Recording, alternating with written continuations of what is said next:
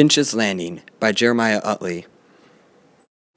To Kill a Mockingbird was written by Harper Lee in 1960. It won many awards such as the Pulitzer Award. It was a modern American piece of literature. The book became instantly successful. Life on the plantation. Finch's Landing was a cotton plantation in the South. It was founded by Simon Finch, who purchased 3 slaves to help him with labor. The small house became a very large mansion. That's not bad. Here's a family portrait that was commonly taken in the South. This showed wealth as much as power. Workers would tend to the cotton fields, while the owner of the land would watch from his house to keep an eye on the slaves. An iron bell was rung to summon the workers to come home for dinner. When it was dinner time, a cook and a cook's assistant would prepare the food for the dinner. They would cook and serve the food and then clean the dishes afterwards. All food would go to workers and master, but master was always served first. All cotton would go into the barn. It would be stored fresh and then sold later. Cotton plantations would be near rivers.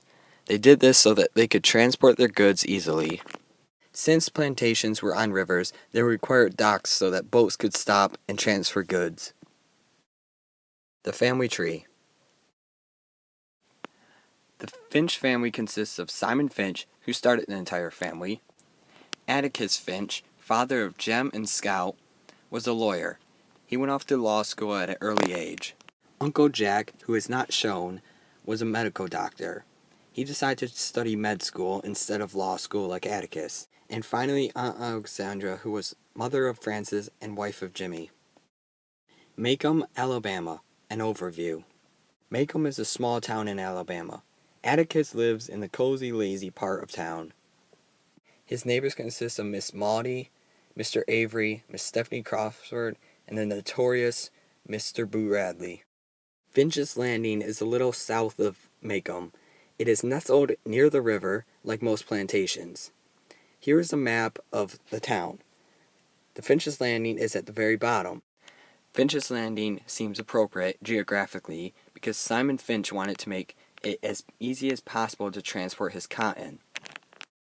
As this map shows, there are not many lakes and rivers in Alabama, at least not big ones, so Simon Finch must have found a good place to put his plantation, otherwise he probably would not have found it Macomb. Modern references for To Kill a Mockingbird and Finch's Landing. This is a Get Fuzzy comic strip.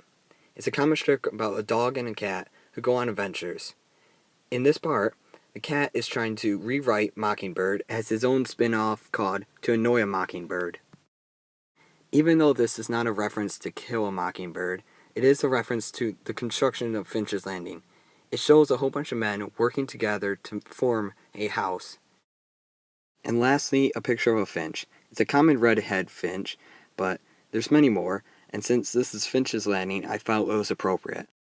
And now for my sources. The sources were probably the hardest part of this presentation, next to the audio.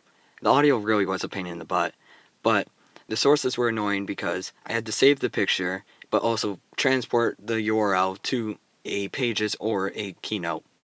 I decided to make it easier to read by making the header bold and the URL underlined. This separates the two and brings a real contrast to it. Last but not least, the sources for the websites. I did plenty of research on this topic, as you can definitely tell on this amazing project, and I hope I get an A on this, but there was only a couple websites that I actually found that were useful. Most of them, I don't know, they're kind of sketchy, PDFs maybe. This was Finch's Landing from To Kill a Mockingbird. I hope you enjoyed watching my presentation.